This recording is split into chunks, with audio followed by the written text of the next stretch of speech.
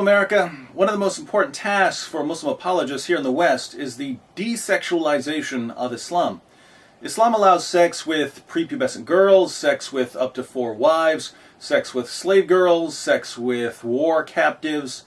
There was even a time when Islam allowed prostitution. It was called mutta. Sunnis believe that Muhammad eventually condemned the practice. Shias still believe mutta is okay. Muhammad had sex with at least 9 wives on the same day. Yes, Muhammad was allowed to break the 4-wife rule. After all, he was the one who was receiving the revelations. Nothing suspicious there. Muhammad had sex with his wife Aisha when she was 9 years old. He had sex with his female captives and his slave girls. And Muhammad, according to Surah 33:21 of the Quran, is the example that all Muslims are supposed to imitate. Islam proclaims that Muslim men who enter paradise will be given at least 72 virgins. We hear a lot about the number 72, but according to the Hadith, 72 virgins is the minimum. A really good Muslim will receive far more women in paradise. According to Ibn Kathir, the greatest Islamic commentator of all time, Muslims in paradise will be able to have sex with 100 virgins a day. And in case Muslims are worried that they won't have the strength for that much sex, Muhammad promised that Allah will give them miraculous sexual abilities, including eternal erections. Now in the West, Muslims want to portray Islam as the pure, holy, uncorrupted worship of Allah. Islam's about modesty and self-control and decency. But when we open the Muslim sources and find a far greater emphasis on sex than we find in America or in any of the cultures Muslims routinely condemn, we start getting suspicious. We start asking questions. And when people start questioning and criticizing Islam, what do? You reinterpret your scriptures to make your religion more palatable to your audience. And this is the standard practice for many Muslims in the West. What's disturbing is that some of the top American television networks are now totally on board with the project. They're actually helping Muslims water down Muhammad's teachings in order to make Islam more attractive to Westerners. ABC News, you'll remember, went so far as to promote the radical group Revolution Muslim as America's first line of defense against radicalism. ABC has dedicated some of their best reporters to the task of painting a rosy picture of Islam. So, ABC, let's focus on just one of the questions you answered for us in your 2020 special. What about all those virgins in paradise? That's a concern to some of us in the West. Do you think you could get someone to reinterpret Muhammad's teachings for us? Is there anything in the Quran that promises 72 virgins for a holy martyr? I don't see any evidence in the Quran for the pledge of 72 virgins. This notion of 72 virgins actually comes from a mistranslation, with the real translation being 72 raisins. And other more modern books distort the scripture even more. 72 raisins? 72 raisins. 72 raisins? 72 raisins. Raisins? 72 raisins. These things? 72 raisins. Why not just go to the grocery store? 72 raisins. You see, all those terrorists and suicide bombers shouldn't have listened to their sheikhs. They should have gone to ABC News for the correct interpretation of the Quran. Then they would have realized that Islam only promises raisins, not virgins, in paradise. And let's face it, who's going to blow himself up for a box of raisins? Irsad Manji claims that the term horis should be translated as raisins. Now, just to make this easy for Miss Manji, I'm going to throw out all of the hadith, all of the Sirah literature, all of the commentaries, and all of their clear descriptions of sex with horis. That's where we get the real details about Muhammad's paradise. But let's just go with the Quran on this one.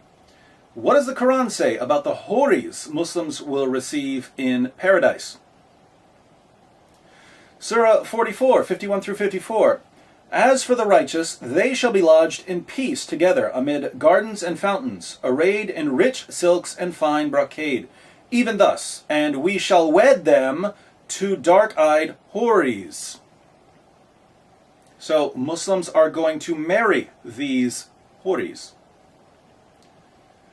Surah 52:20. They will recline with ease on thrones arranged in ranks, and we shall marry them to houris, female fair ones, with wide, lovely eyes. Again, Muslims are going to marry their houris. Surah 55, 54 through 56, they shall recline on couches lined with thick brocade, and within reach will hang the fruits of both gardens. Which of your Lord's blessings would you deny? Therein are bashful virgins, whom neither man nor genie will have touched before. Bashful virgins never touched by man or by genies. Surah 55, 70 through 74. In each of the gardens there shall be virgins chaste and fair. Which of your Lord's blessings would you deny?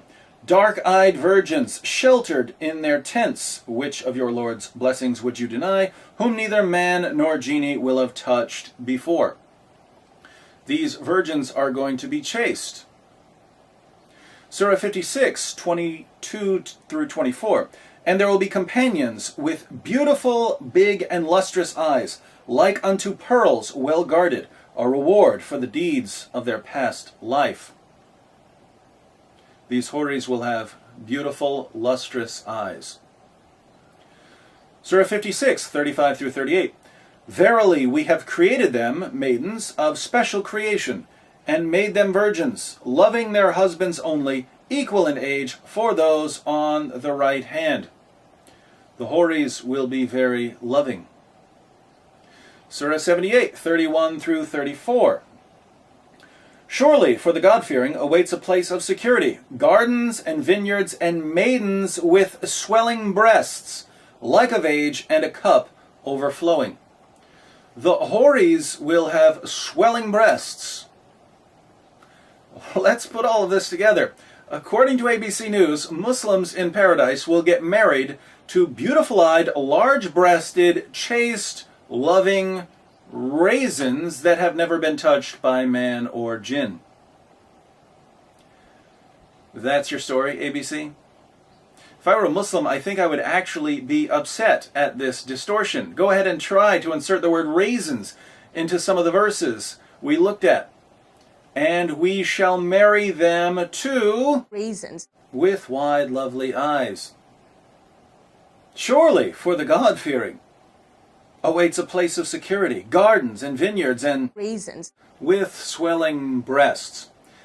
Is ABC News accusing Muslims of being attracted to raisins? Oh, the Islamophobia. Being attracted to raisins would be much, much weirder than being attracted to virgins. It's grapophilia. Do you like dried fruit? Convert to Islam. You'll get to marry some large-breasted raisins. ABC did this over and over again in their special about Islam. They would raise a question, an important question, like, why is there such an emphasis in Islam on deflowering virgins in paradise? And then they'd give an answer that can't possibly be correct. All you have to do is open up the Quran and you'll see that the Quran can't possibly be referring to raisins. And then after misleading millions of Americans, ABC would move on to the next topic. When did it become the job of American television networks to deceive Americans, to water down the facts, and to help propagate Islam? I don't know. But the sooner people realize what's going on, the sooner we can start demanding accurate answers to our questions.